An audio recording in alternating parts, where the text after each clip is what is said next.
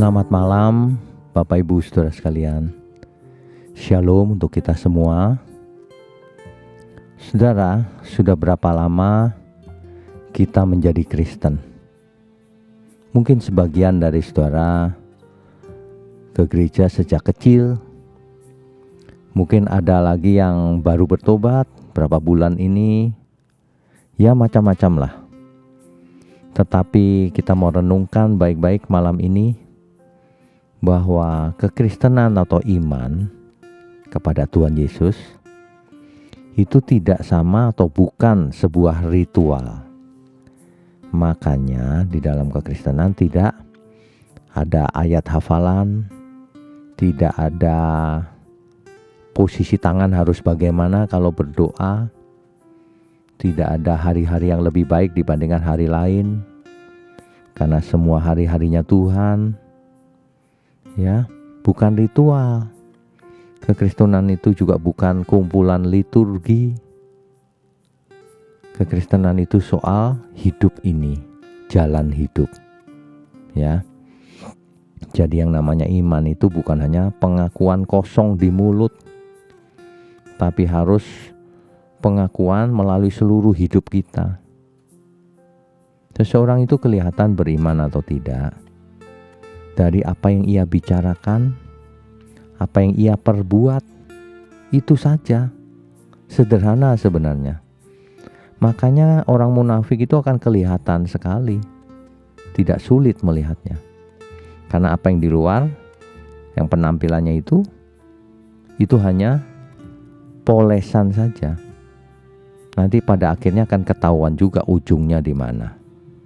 Ya. Mengikut Tuhan Yesus, kekristenan, iman, semuanya itu artinya hidup kita ini ditundukkan di bawah otoritas Tuhan Yesus. Jadi bukan hanya di mulut. Di Matius 7 ayat 21 Tuhan Yesus mengajar, bukan setiap orang yang berseru kepadaku Tuhan, Tuhan yang masuk kerajaan surga, tetapi mereka yang melakukan kehendak Bapakku yang di surga. Ya, jadi bukan soal pengakuan di mulut atau soal mengerti dengan pikiran. Bukan soal itu, tapi soal hati yang diubahkan. Soal hidup yang diubahkan. Soal menjadi manusia baru. Jadi bukan soal agama, tapi soal bagaimana kita hidup ini sebagai anak Allah. Ya. Jadi pengertian itu memang penting. Sebab orang yang salah mengerti perbuatannya juga salah. Tapi pengertian saja tidak cukup kalau tidak menjadi perbuatan nyata. Menjadi hidup itu sendiri.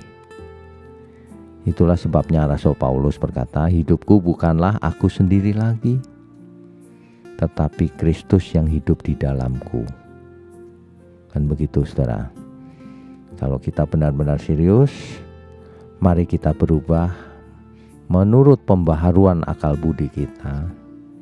Ya, akal budi kita harus berubah sesuai dengan firman kebenaran, sesuai dengan kehendak Tuhan. Itulah yang dimaksud kesembuhan yang total dari semua kita. Sembuh dari dosa.